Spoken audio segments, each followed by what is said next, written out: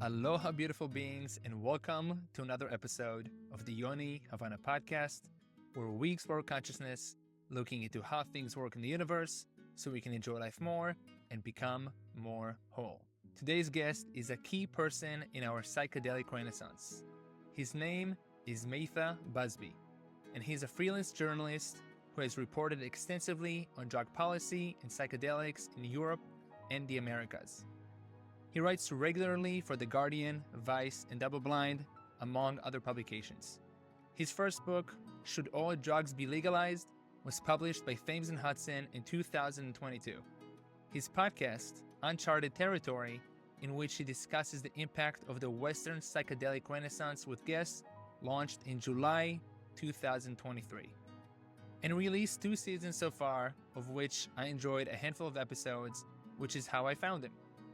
In this episode, Mattha shares his PEYOTE pilgrimage experience in Mexico, his IBOGA experiences, including what's called a mind purge, how his path led him to experience and report extensively on psychedelics, his views on God, Pachamama, and the spirit of plants, and much more. Before we dive into this episode, I'd like to read to you a testimonial from our last Men of Integrity retreat, which is a profound 4-day journey towards authentic manhood. Led by Michael Tierno and me, Yoni Havana, these retreats help men embrace integrity, heal past wounds, and build a supportive community. Here's a testimonial. These men had such a powerful impact on my life when I needed it most. During this retreat, I was able to deeply understand how to navigate these daily struggles I was having in my life. Opening up to other men from completely different backgrounds and life situations and hearing what they are going through was incredibly healing for me. Mike and Yoni make a great team in helping guide you through your journeys to heal yourself from within. As a pretty conservative health professional myself, I can attest that they know exactly what they are doing, closely observing what every individual group member needs. As someone who was initially nervous about committing to this, I'm telling you to trust these men and let their vast knowledge guide you through your healing. I'm so proud to be a new member of the Men of Integrity community and can't wait to show my wife and kids my true capabilities of being the husband and father they deserve. If the Men of Integrity retreats intrigue you, I encourage you to visit our website, moi.community. And one more thing, if you're on a path of self-discovery and seeking deeper connection, please check out our Rising Awareness Sessions, weekly sessions that I co-host with my mentor, Dr. Aubrey Degnan, who are ideal for those feeling stuck in personal growth, navigating inner work alone, seeking connection with like-minded individuals, or curious about enlightenment. Visit our website, arisingawareness.net, to learn more. Now on to the show. Sit back, relax, and enjoy this enlightening conversation with Mattha Busby. Aho. Mattha, thank you for coming on to the show. Welcome. It's actually Mattha, but you're welcome. I'm glad to be here. Please, correct me as somebody who is having a hard time sometimes pronouncing names in general. So it's Mattha? Yeah, it's Mattha. Mattha. Interesting. I mean, your name, I mean, maybe it's a bit childish, but your name like immediately makes me think about vaginas. So, well, what is Mattha a common name in the UK or a specific culture? It's like an old Scottish name. It's not common, no. Interesting. Okay, so sorry for butchering it once again, but yeah, it's all right. I think it's pretty Yoni, exchange to begin it with. Yoni, I think when we spoke on the phone, I only learned in like a few years ago that it means pretty much vagina in Sanskrit.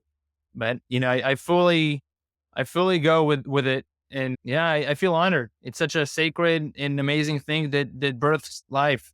So different meaning, and I think intention was behind when I was given Yoni, as I come from Israel, and it's pretty much the nickname to Jonathan, Yonatan, there in Israel. And so yeah, here we are. No doubt. And thank you. Perhaps like on reflection, I was a little bit flippant. Maybe I was wounded that you'd pronounced my name wrong. But no, it's obviously an extremely powerful name. Like it's It's a total blessing. It's the giver of life. It's an incredible portal. Like words can't really, do justice, frankly. But I have a name of the book as well. It's Matthew. It's Scottish Matthew. So I'm a gift of God. Interesting. Yeah, actually, Jonathan, Yehonatan means also gift of God. So I think it sounds like a lot of names are coming with that intention. Oh, wow. I like all of his which is cool. disciples, gifts of God. Absolutely. I know we had a good amount of technical difficulties to get here, so thank you for bearing with me. Thanks for bearing with me. I'm in the countryside here, to be fair, and sounded like you had a lot more bandwidth than me. So The countryside, tell me, where are you located? Devon, it's in the southwest of England. Is this a place where you grew up, spent a good amount of time? I'd love to hear more about it. My aunt and uncle moved here, I think, when I was like 12, 13, maybe a bit before. So I've been visiting for some years, and my mum moved nearby a couple of years ago. So when I came back to England from Mexico in May, I figured there's only one place I could really live. One place you could really live in terms of you enjoy the energetics, you want to be around family, all of the above. How did you choose to go there after Mexico? Yeah, all of the above, really. I wanted to, be near family first and foremost. And here seems to be the most interesting town here in Totnes. How is the town interesting? I'm curious. I've never been to, you said it's Devon. Devon's the region, the state, and Totnes is the town. Yeah, it's a small town. A lot of funky stuff going on here. A lot of interesting people. Just one high street, few cafes, some cool businesses. Yeah, good local food. Yeah, it's all right. It's all right here. It's quite quirky. Interesting. I'd love to hear. So how much time did you spend in Mexico when you said you moved from Mexico? Yeah, I was in Mexico for like more than 2 years, man. One part, a few parts. Love to hear about it. Yeah, I was in San Cristobal de las Casas for a little bit. It's a town in the mountains of Chiapas, famous for the Zapatista uprising in the 90s. Still kind of some low-level stuff going on today. But yeah, really interesting, very chill place that attracts a lot of alternative people. And yeah, then I moved as the winter hit to the coast of Oaxaca. And I was there for more than a year. I mean, I was coming and going a little bit, but I was based there for the whole time. Endured a hurricane that pretty much destroyed my cabin. And yeah, got a dog there and brought her back here to the UK after, I left there and spent a few months in Mexico City on my way back. But yeah, I love Mexico, man. The people have got such a warm heart. I love the street food culture. Just the way everyone says good morning, good afternoon, bon provecho, bon appetit to each other. Yeah, it's super, super amazing place. How did you end up there? Sorry? Okay, could you hear me? I said, how did you end up in Mexico to begin with? Yeah, I guess it was the pandemic.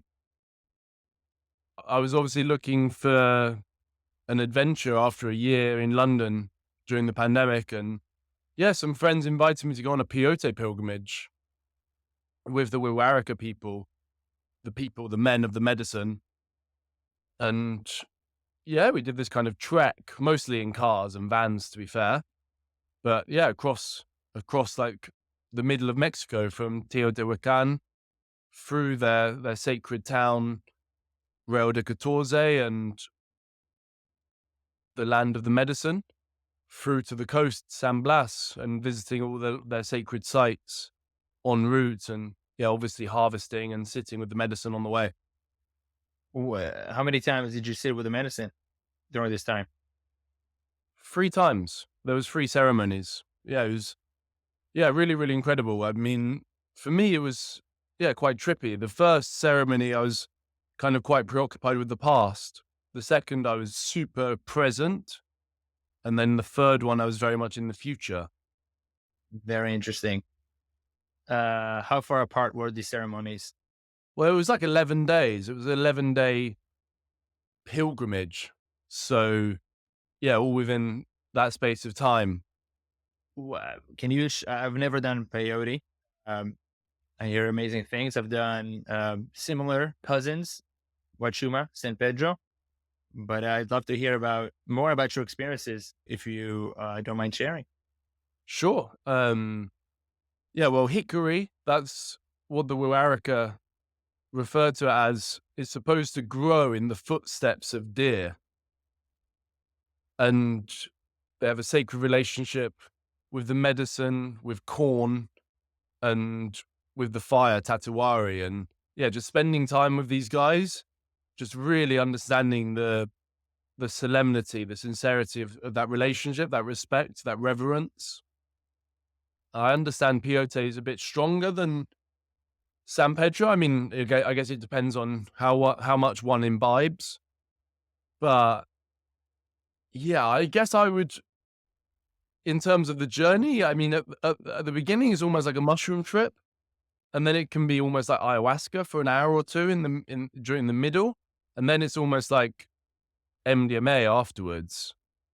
And the way for me at least, and the way that Marikames, the medicine man, does the ceremony, it's like kind of five rounds or 5 doors. I can't remember the exact word. So you eat the medicine, and there'll be like a round of songs, and then there'll be a period of silence, and you can dance while the songs are playing. And then he'll come around, I think after the silence, I may have butchered the order here, but you get the idea.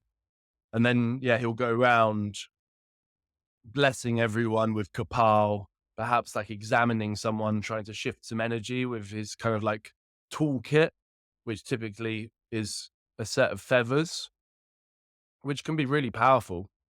And yeah, then it kind of repeats like 5 times, that whole process. It goes on all night, always around a fire.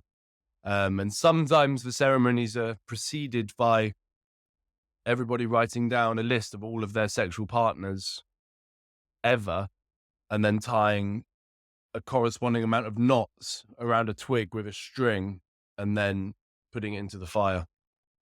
Very interesting. So the same program for each of these ceremonies during the pilgrimage? Pretty much. But I mean, you only have to do the list at the beginning. Gotcha. What were your main takeaways from this pilgrimage?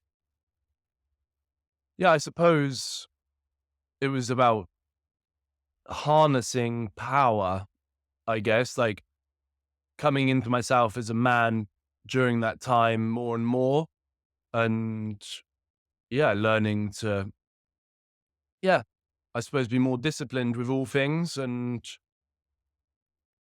yeah, being very focused. Still a work in progress. What do you feel like you've been like wanting or putting more discipline into as kind of becoming as you were saying, perhaps more of a man, or however you describe it? I'd love to hear. Yeah, I guess just focusing, I suppose, whether it's my phone, whether it's my work, just, seeing something and instantly getting distracted and forgetting what I was doing just moments prior, that type of stuff. Being a little bit more, I guess, in myself, I suppose, is the intention. May I ask, how old are you? I'm 29. How about you? 29. I'm 36. All right. So can you describe to me and the audience what do you do for work? What the body of your work? I've seen that you're a journalist. Seems like you've written some phenomenal pieces that are very meaningful and impactful, especially in this renaissance of psychedelics. You're a podcast host. I just want to say from my brief picture of what you've done, and spend some, you just told me you spent a couple of years abroad. You said to be pretty focused. I know we can always be more focused. We can always be more sharp and more with our alignment and mission. But I want to give you kudos that so far from checking out what you've done so far. You seem to be doing pretty well and living a good amount of what seems to be your mission. So kudos to you so far. I'd love to hear your story of how you describe your body of work. Thank you. I mean, yeah, very flattered. I guess I would say, yeah. I mean, obviously I can knuckle down and, yeah, bang out some stories, not to trivialize them, because, yeah, many of them have really, really been, a lot of work and obviously a lot of emotional investment to some of them. And yeah, some of them have been a long time in the making. But yeah, no, look, I'm, perfectly content. It was simply, you've tapped into something, I suppose, asking me about the intentions and stuff for the PEYOTE pilgrimage. And that's partly why I haven't sat with the medicine again. I mean, on one level, I do think especially white people have to be kind of, very conscious of their levels of PEYOTE consumption. So that's a big part of it too. And now I've sat with the medicine in Mexico, especially. I wouldn't really, sit with it anywhere else. I sat with it once in England, and yeah, really, really didn't compare. So with regards to, my work, I'm feel blessed to have the opportunity to, tell, stories in this, as you say, psychedelic renaissance, at least in the West. And yeah, since a couple of months ago at the beginning of the summer, I launched a podcast, put 10 episodes up, and now I'm recording like another tranche. So yeah, I'm really, really excited about that. And yeah, looking forward to what's to come. That's awesome. I listened to a few of your episodes, and I think you're putting phenomenal work. And as I think I told you in our conversation, I started reading one of your pieces, and that's when I read a good amount about you specifically. And I wanted to have this conversation before I dive into more of your pieces. Some of them I skimmed a good amount, and I like to not know the body of work and my guests, even I would say well, forget about too well before we have a conversation, because I don't want to limit my concept of who they are and what they do. That's why I choose to a lot of times I don't even have a first conversation with somebody. I just want to have this first conversation here recorded. And I think there's something special about it. Before there's more stuff that I want to touch on in this, but there's a tangent that you touched on with white people, or let's say gringos doing peyote, and you think that they have to watch out their consumption. I'd love to hear your perspective there. I mean, some folks are saying white people shouldn't do it at all, right? Like Michael Pollan, the Native American Church, some, respected other people in the psychedelic community are, imploring people not to even touch peyote. I guess in America, it's slightly different. Everything's just so charged in America, and obviously for good reason sometimes, like trying to undo, the whole awful subjugation of the Native American people, which is obviously, long overdue. And if anything that, we can do to, right some of those wrongs, as I say, clearly welcome. But yeah, it's just a completely different conversation in Mexico. I mean, some tribes or some communities within the Huarca tribe are a lot more receptive to outsiders than others. I mean, some, would never invite outsiders to sit with them, and certainly wouldn't consider traveling the world sharing the peyote. Others see it as a mission to share the medicine, share their songs, share their cosmovision, their consciousness, the medicine, and the benefits that it can, bring about to folks. And I think others are sort of, in the middle. I mean, it's obviously a way to, bring in much needed income to these extremely rural and marginalized indigenous communities that, have never really assimilated into wider Mexican society because they didn't want their cultures to be diluted. Diluted? What do you mean by that? In what way?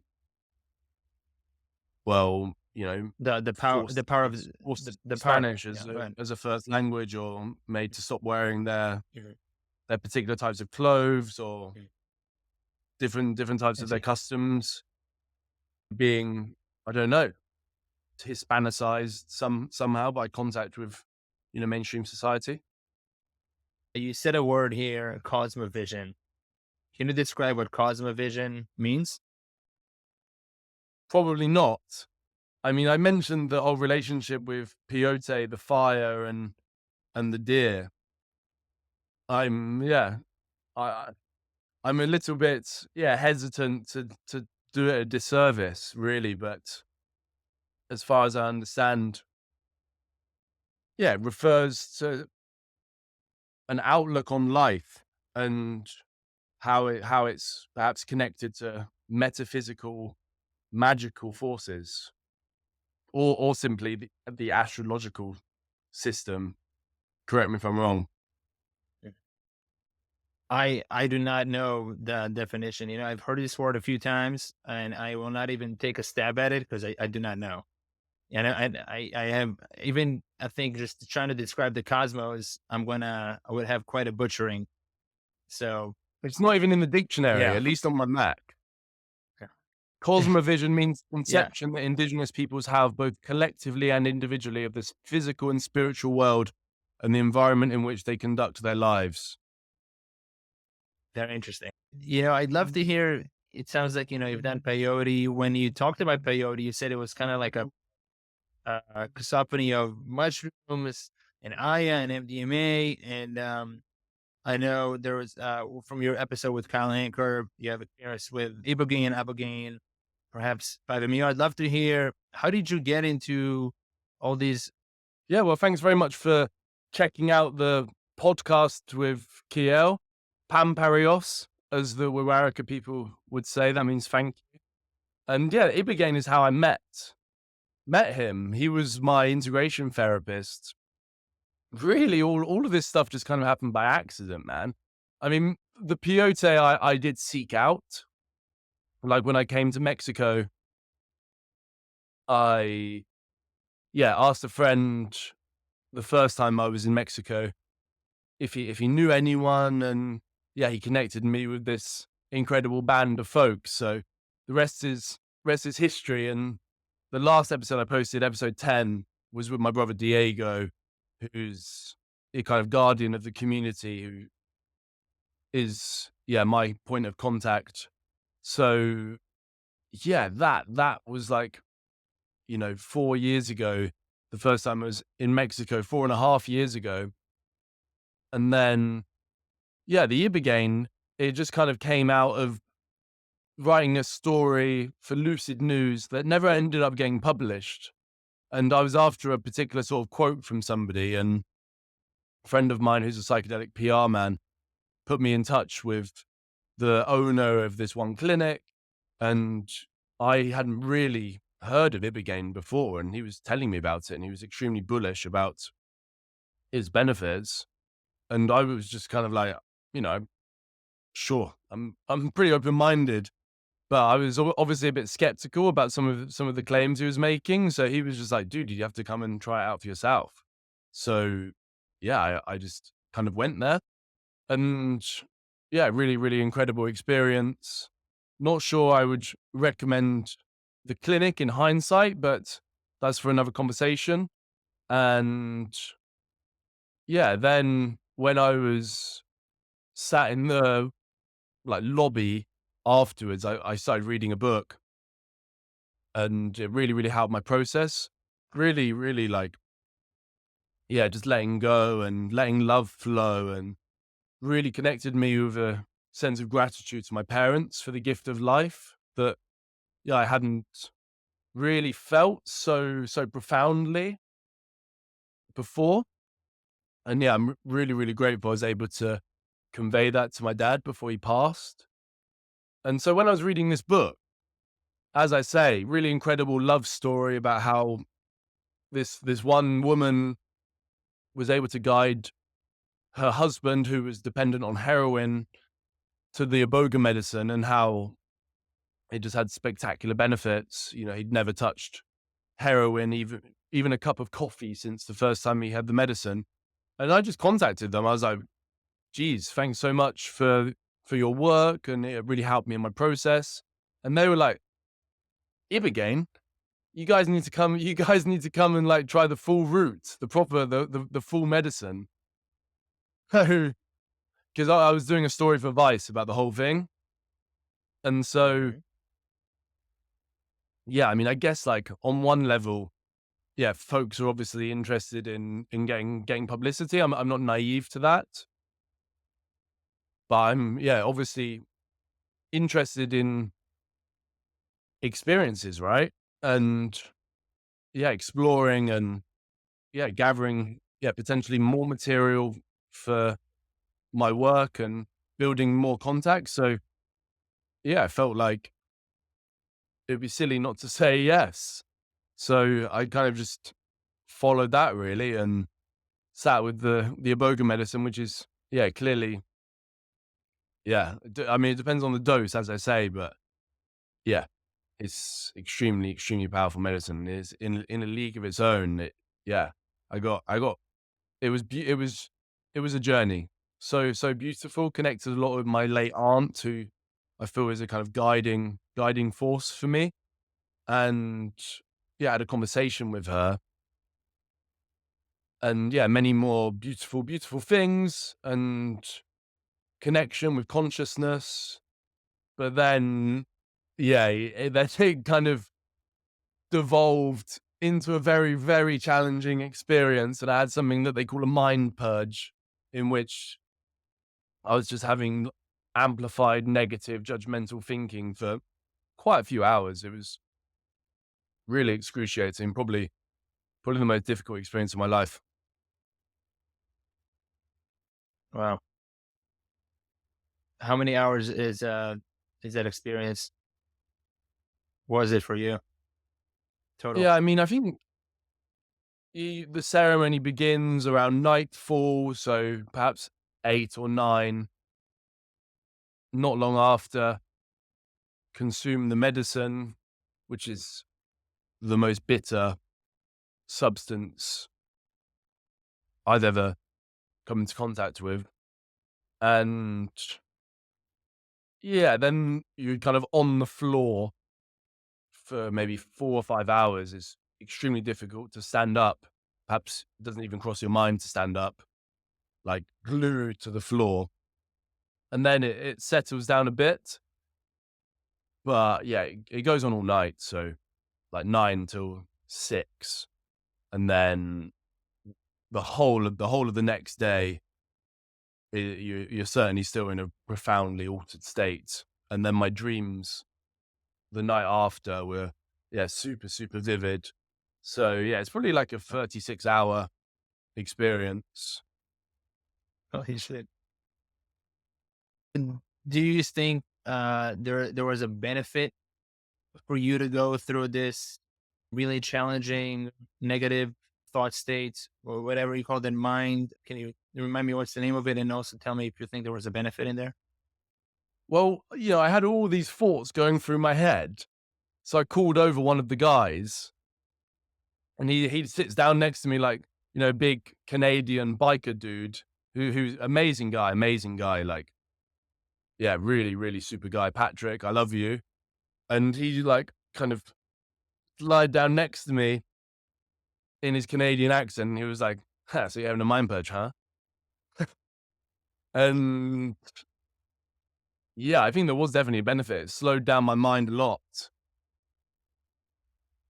Afterwards, I got stopped in the street, actually, by someone I knew. Happened a couple of times, actually. So people were like, what have you been doing? You seem a lot lighter. Or were kind of probing in that direction. I'd be interested to sit with the medicine again at some point, if it cools. Certainly, I still have quite an egoic mind, but maybe there's benefits to that as well, right? Cool. So I'm getting the picture now. The mind purge, super tough experience for a few hours, but seems to be getting in a condensed amount of time a lot of, say, the negative thoughts or some of the, just like the monkey brain, they can be coming on the regular, kind of doing a cleansing in some ways.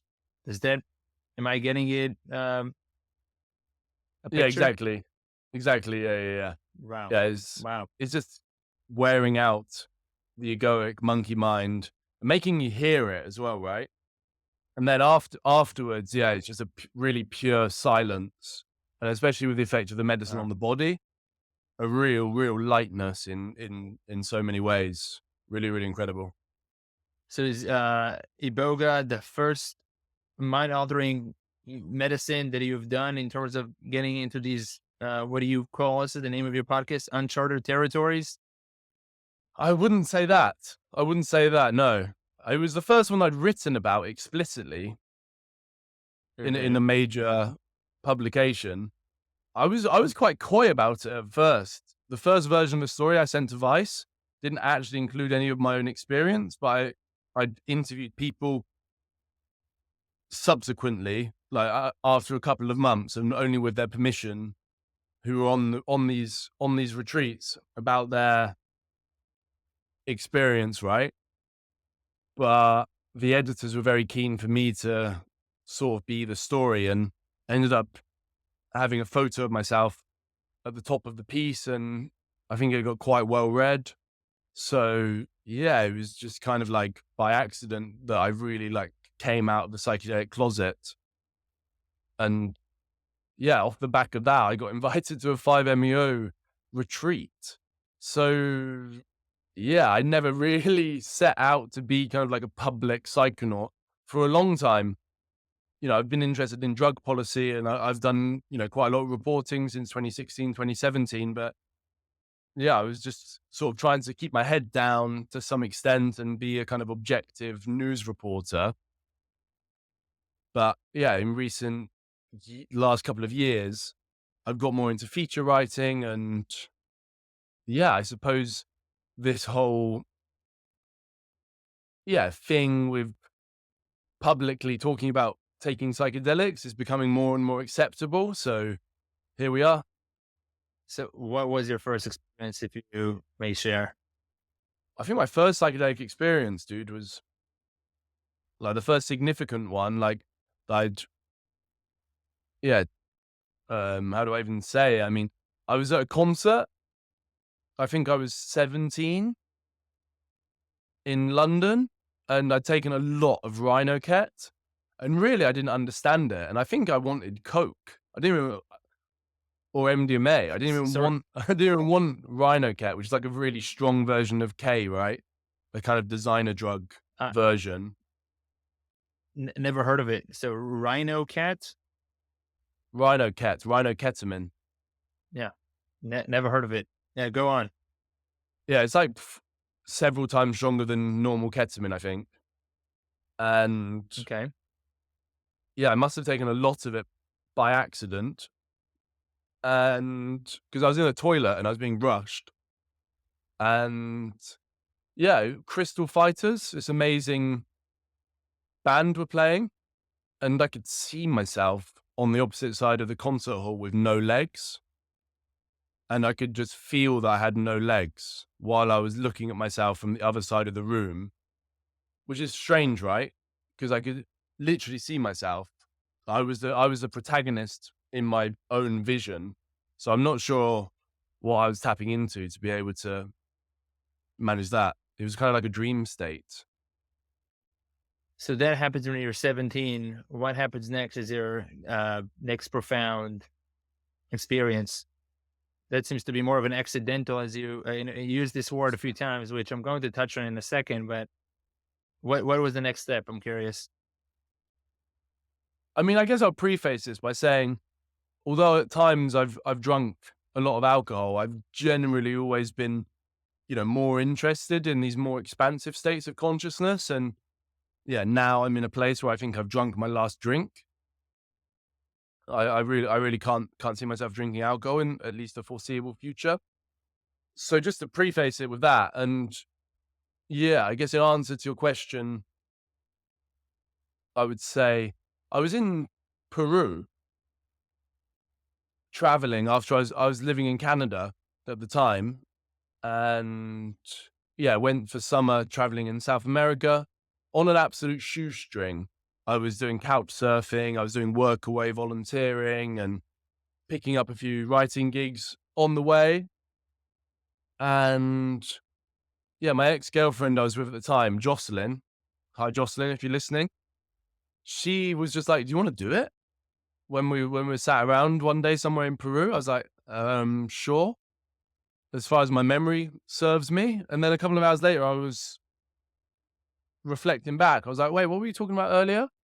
And yeah, she was obviously talking about ayahuasca. And yeah, before I know it, a week, 10 days later, we're arriving in Iquitos, the largest city in the world unconnected by road. And we found a guy who could guide us to the medicine because we really didn't have much money. So we didn't want to join one of these big retreat centers. So this guy directed us towards a local Quechua shaman. We were like 4-hour boat ride from Iquitos. And yeah, we had a couple of ceremonies. Really, really amazing, especially in hindsight and deep in the jungle. I didn't have such a profound experience, although with the passage of time, I had more appreciation for it. But yeah, my friend, I mean, I'm a bit hesitant to exactly describe her experience now. I've named her, but yeah, let's just say, yeah, she had a really, really, really healing experience. Nice. How long ago was that? That was like 8 years ago. 8 years ago. Wow. So you were quite young, brave, and curious. Well, more curious than brave, frankly. I mean, yeah, I was very sort of cocksure, I suppose, a little bit arrogant, and maybe that's why the medicine didn't have such an effect. But yeah, super grateful it set me on this path. I wanted to touch on the accident when you use the word accident. So it seems like what you said about working with, you called him Heel. I'm going to call him Kyle Anchor, who's been also on my show. And you said there was an accident. There was an accident with, let's say the rhino cat. What is your thought on accidents in the world? Are those, how do you describe an accident? It just happens random. Is there is Yeah, there I a mean, it's divine force? far beyond my pay grade to get into the whole what is fated and what's not. I certainly believe we have free will. I mean, there's been a number of occasions in my life where it seems like events have transpired in such a way that it's just so unlikely for that to have happened organically, let's say. But hey, maybe I was tripping. I'm curious. It doesn't have to be a crazy deep philosophical explanation, but where do you think these accidents come from? Things just happen. There's some randomness into this universe. I mean, you've done a good amount of expanded states work, and I mean, you write about it, and you're quite, I would say, experienced. I would say now as a man, as a young man. I'm curious to see where your mind is interpreting these experiences so far that have led you to where you are. I think, and I will say, you're in a powerful position, impacting a good amount of people and awakening and healing. And so that's why I'm asking this question. Yeah, no, I mean, yeah, I'm very flattered. I perhaps you're at risk of over egging it, but certainly on the one occasion that comes to mind, yeah, a friend of mine read the IBOGA article and his wife had been quite depressed. And so they went out and did IBOGA in Costa Rica a few months after reading the piece, I believe. And as far as I understand, it lifted her depression and he was super, super grateful. And yeah, I see this guy. Yeah, I'm not so close with him, but yeah, we've really connected quite deeply a couple of times. And yeah, I was just crying, like to know that, yeah, I'd helped share a bit of information that had, yeah, contributed to them figuring things out like that, at least for the time being. With regards to the accidents, I mean, look, you can look at these things quite deeply on some occasions, and then on others, it's like, well, look, there was someone like knocking on the toilet door, and I had this massive bag of drugs, and I just got flustered into doing kind of too much. I didn't measure it out properly, and then yeah, 10 minutes later, I'm looking at myself with no legs. Have you, in your journeys so far with the different medicines or in general, have you ever seen or kind of had the sense that there are entities in different dimensions that we currently in this third dimension can't see?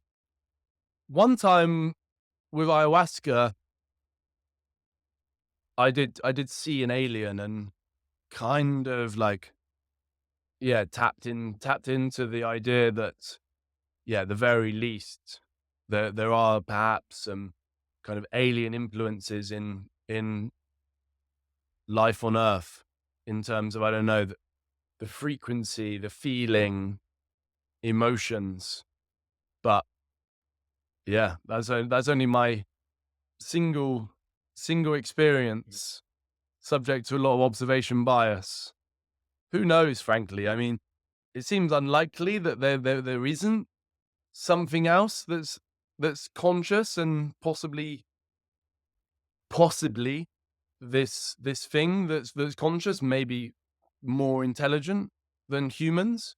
I mean, the idea that humans are definitely the most intelligent beings in existence anywhere strikes me as a response that is difficult to make. Like, how do we know? To know is to not know. There must be so much out there. But yeah, I'm personally more interested in what I can see. And yeah, with me, it's, yeah, I'm a very much kind of what you see is what you get type of guy. But it's interesting. It's interesting. I wrote a piece about light language a couple of months ago. It's this kind of speaking tongues that they practice within some strands of Christianity. The Archbishop of Canterbury, the higher level priest in the UK, has spoken about speaking in tongues. It's very similar, light language, if not the same, but maybe like different theoretical structure behind it.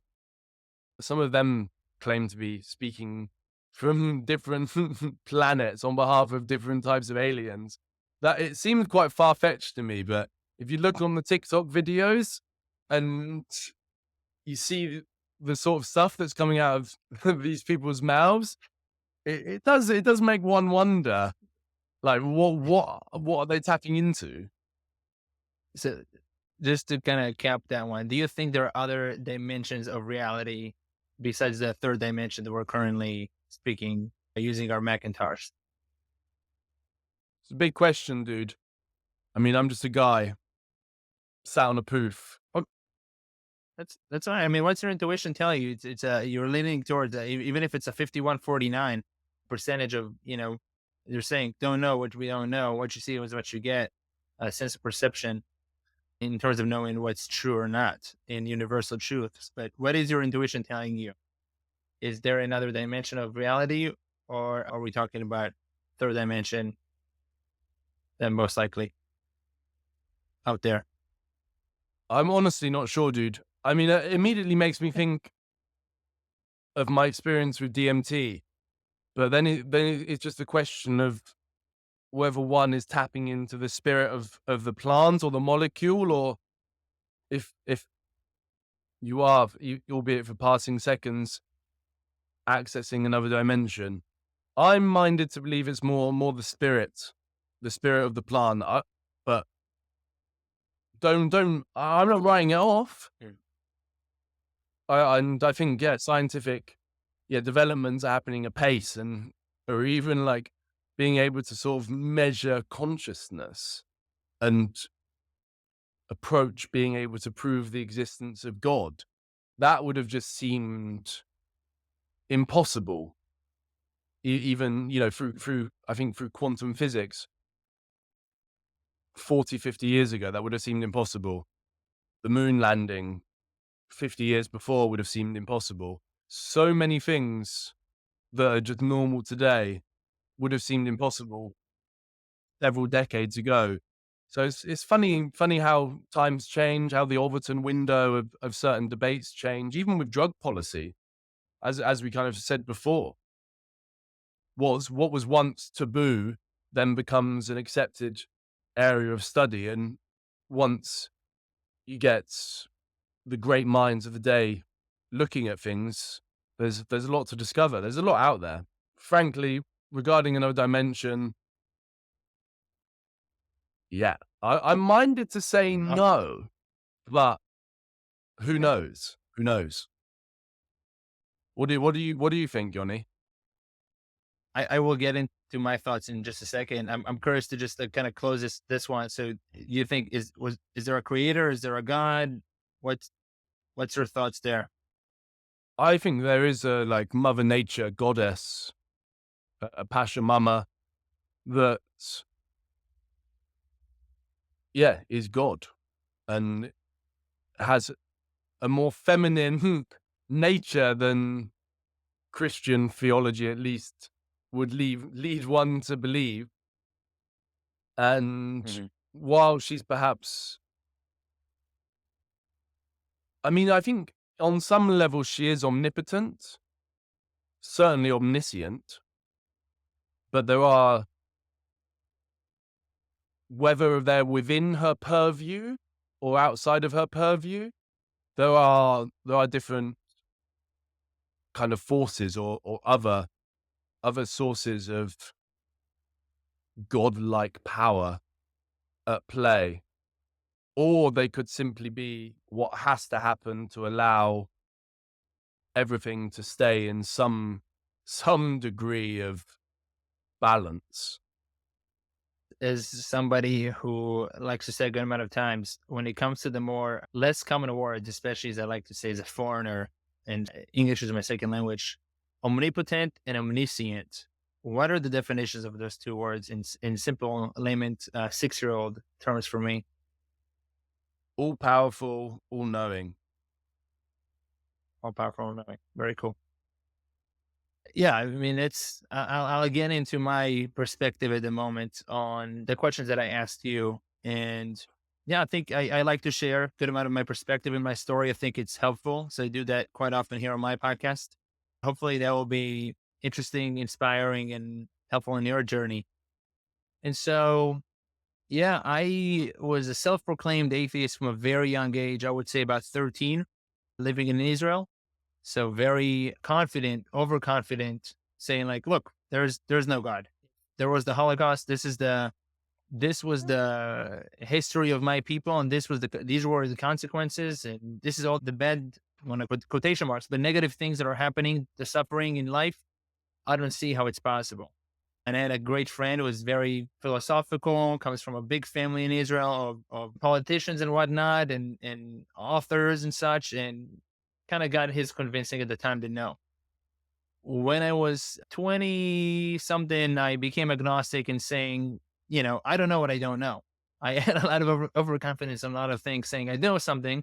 I know, but I don't know. I really don't know. I don't have any proof that I know. I don't have any proof of God on a lot of things that I was so sure about, black or white. And so I was agnostic for a long time until I went to do ayahuasca, which was in 2018. I was 31 years old at the time. My wife was pregnant with our first kid. And so I went with a good amount of overconfidence there too, because I'm like, I'm just here to explore. I'm just going to have, let's see what, I was called to do ayahuasca, and with the accidents that I'm going to touch on with this story too. I got the calling to do it in 2016, January 2016, from the Aubrey Marcus podcast back then, The Warrior Poet. Heard about it, had a great interest and curiosity into having this experience. I think similar as you touched on the IBOGA, Ibogaine, like there's a lot of, it sounds pretty awesome in terms of the capabilities and the experience.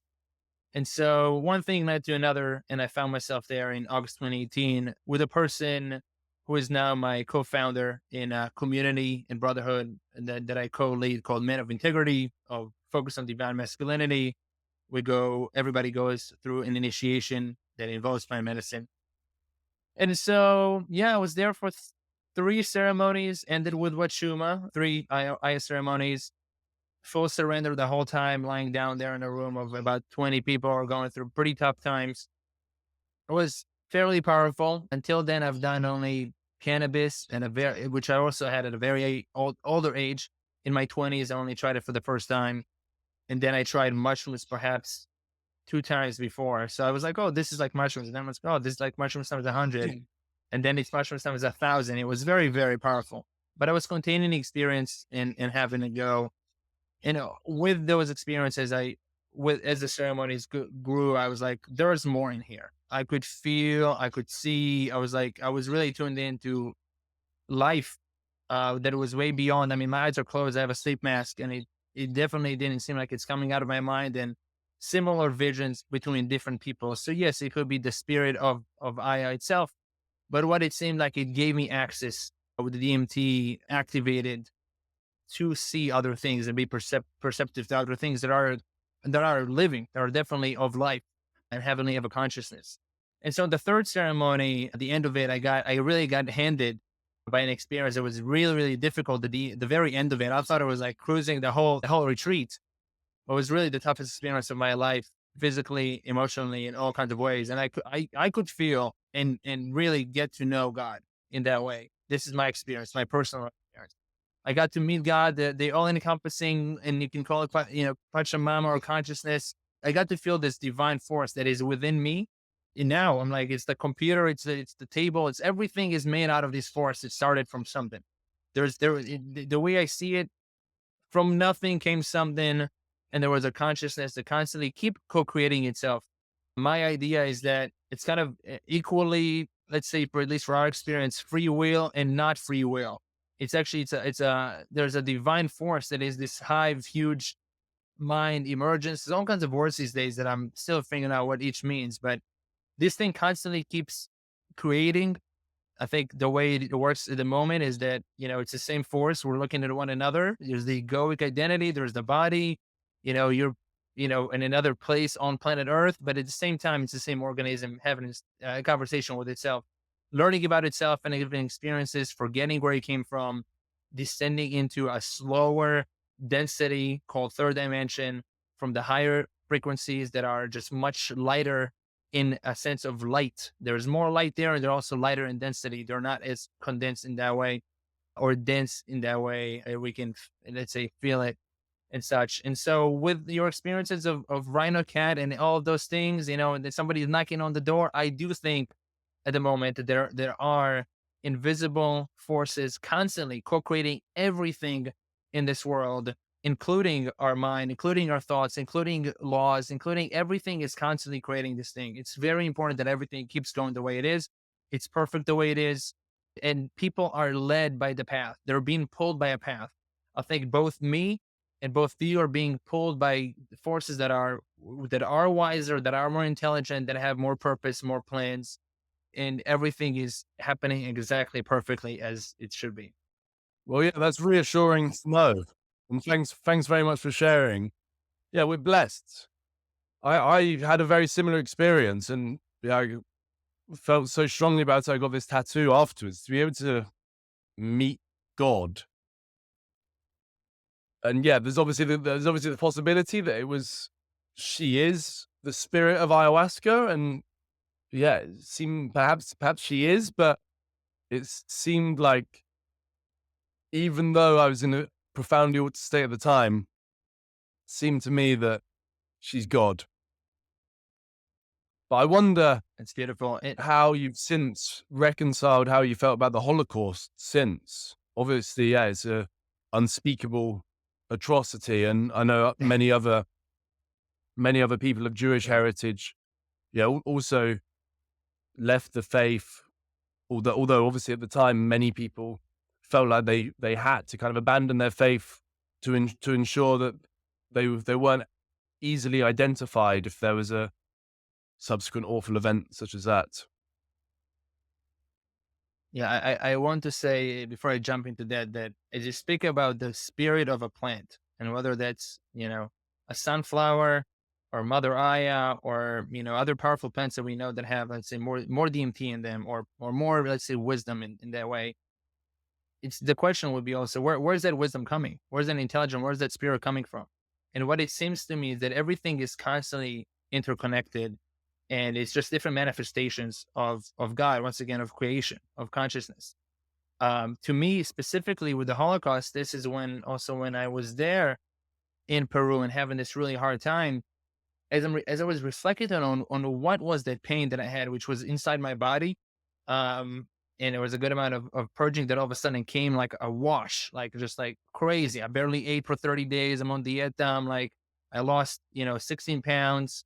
There was not much substance, food, drink, etc. This was like tons, and it felt that as I was going through this immense pain and suffering, it felt like I was looking back into my life, and it just it did not come from this life.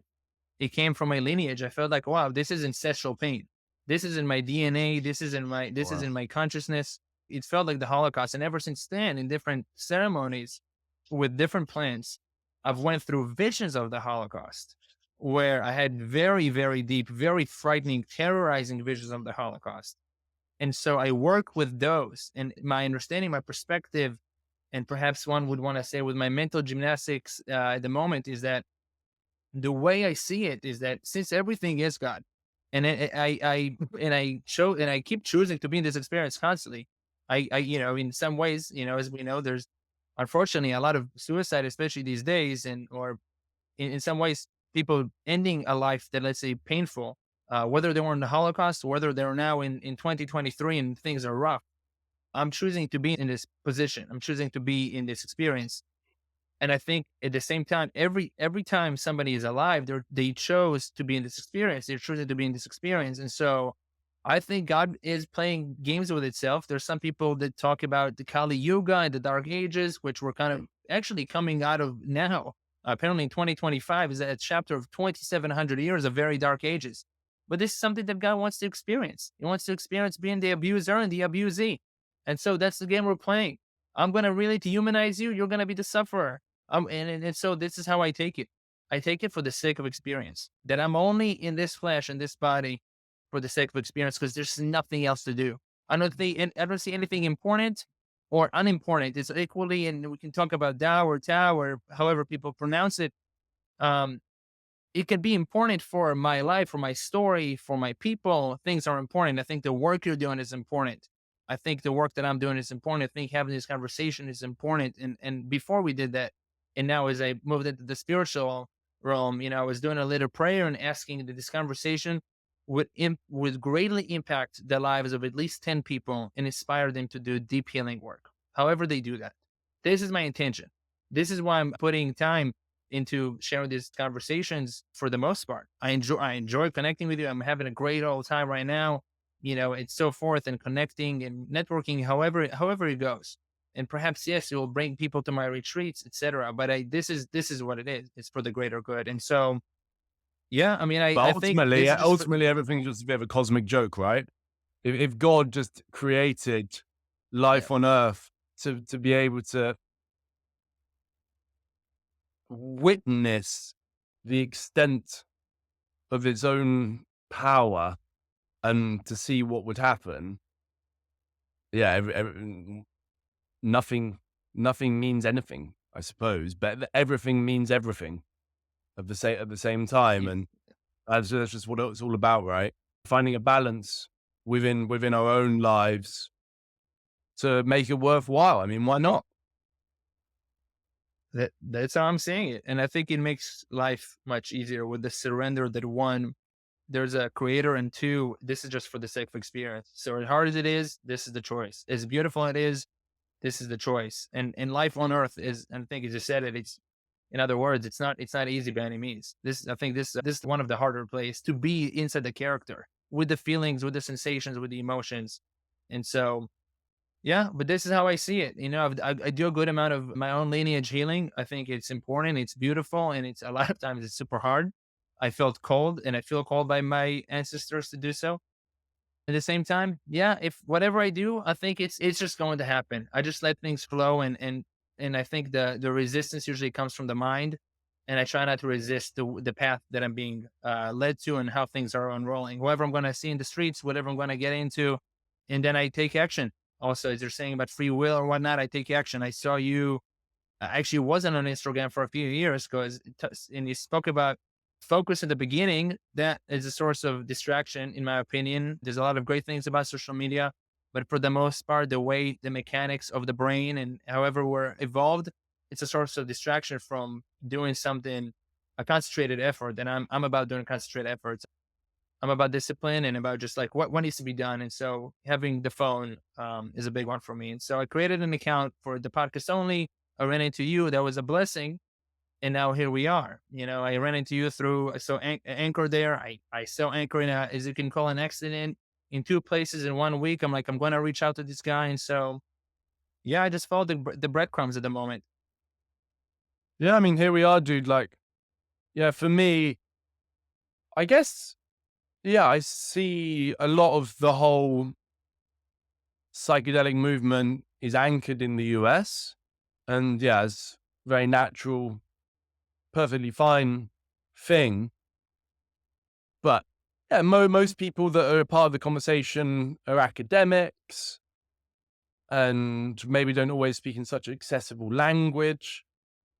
And yeah, I don't think there's so many figures, especially younger people, that are telling these stories in the UK at least. So little by little, kind of by accident after this Vice story, I've found my voice more and more, culminating to some extent in this podcast that I'm doing, although I'm mainly asking the questions really. So yeah, when I'm speaking at length, especially about really complex topics like today, maybe, yeah, it reveals that I'm not omniscient, but yeah, that's fine. There's maybe a bit of anxiety gonna be there for somebody when they're, yeah, speaking publicly and about these topics and about one's own healing journey. But yeah, I think if folks do it responsibly, then yeah, it can only really lead to, yeah, the betterment of humankind. I mean, I don't actually have those sort of grandiose perspectives really, but yeah, the life that I've fallen into, that I'm, yeah, being contacted by folks like you and my buddy Keith, who I did a podcast with a couple of weeks ago, reached out to me, and I'm going on the Webdelics podcast in a couple of weeks. So clearly, I must have done, certain things to be of interest. And yeah, hopefully I can just keep providing my own platform for, yeah, even more interesting people to share their experiences. Yeah, I think you're doing quite a great job already. I want to strengthen your notion of yourself, that you're doing amazing work, and I want to, perhaps you call my perspective is grandiose, but I think we're all called to serve a certain amount of people and where they're at, and there's some concepts that I speak about in this podcast that, especially to me 5 years ago, it's just way far out. It's way far out. It doesn't rhyme. And so I wouldn't listen to anything that I'm saying at the moment, because I would just kind of cancel myself out in that way. But I think we're all speaking to a certain demographic or person at a certain time that is going to serve them in some way. And that's what really, I think there's so much room for so many people to share their perspectives and stories. And they're saying whatever, with sort of specific age, and experience and such. And so it's all in that way, it's all important, because it all does a service. It's not just necessarily a Joe Rogan, and it's, to me, neither. It's not about like, I have to go and grow this show and be the top 5 in however ranking. It's just focusing on the small impact, little by little. And apparently only 1% or less than 1% of people get past 20 episodes, dude. So yeah, I think you said you're past 20. I don't know how many you've uploaded, but yeah, I think it's just, yeah, an endurance game really, so long as you're doing half decent stuff. And then it's just a question of sharing it in the right way, just getting like bite-sized clips for Instagram. And I think, yeah, it'll be like a matter of time, so as long as you're doing stuff that's valuable, which it seems like you are. Thank you. Yeah, that's my third podcast. I started one, had 24 episodes in 2018. I had a co-host who did them all in person. Then got into the kid making, the first one, and a good amount of moving across the country and such. And then I did another one. But then, yes, this is the show that I'm putting most effort into. And yeah, rather than focusing, I think about the future of this, and I did put some intentions on how many people I want to impact before then. But I just go, as you're saying, one step at a time and trying to improve on. And with you, I'm recording an episode now for my second season. I created the first season. I capped it at 18 episodes and taking a little break to kind of simmer and reflect on how I can improve the show, choosing things a little bit differently, thinking about the program, etc., and take a break for myself. It's kind of like a marathon, and it's tough to keep producing, and having a lot of times, I think today in the West, an expectation of like, oh, it's going to keep coming. I don't want to create a Discord with an audience, but I'm letting them know, like, I'm also human, and I'm also being pretty conscious and aware of I don't want to get burned out. So yeah, taking a little break. Now I'm not going to rush to edit this episode. All right. Well, that feels like, yeah, quite a good time to leave it. I need to run off now, dude. But yeah, thank you. Okay. Thank you so much for having me. Yeah, really enjoyed this. It's really, yeah, tested me and my intellect, I suppose, a little bit. But yeah, I hope that whoever listens to it enjoys and maybe picks something up in the process. Thank you. So people can find your work on where should I send them to? Is there a link tree, I believe, with a good amount of articles that you've written? Tell the audience. Yeah, folks can go click on my link tree via my Twitter or my Instagram. Instagram's Mattha Mundo. Twitter, sorry, is Mattha Busby. Okay. Mattha, thank you so much. Honor having you here, and I really applaud the work that you're doing and who you are. I think you're a fantastic young man and an asset here to Earth. So thank you. Thank you so much. Appreciate you. Thank you, Yoni. I appreciate it. Appreciate you. Cheers. Cheers. Thank you for listening to this episode. I hope this conversation has supported your journey to wholeness. For full show notes and to explore all my projects, visit YoniHavana.com. If you found the show helpful, please leave a review on your favorite podcast app. Your support helps spread awareness, healing, and awakening to others. Much love and gratitude.